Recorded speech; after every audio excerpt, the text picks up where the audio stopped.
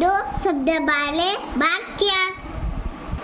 राजा आया, राधा नाच, बादल बरसा, घड़ा ला, भाला उठा, काजल लगा,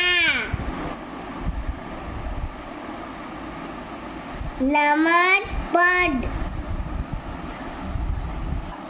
सवाल बता,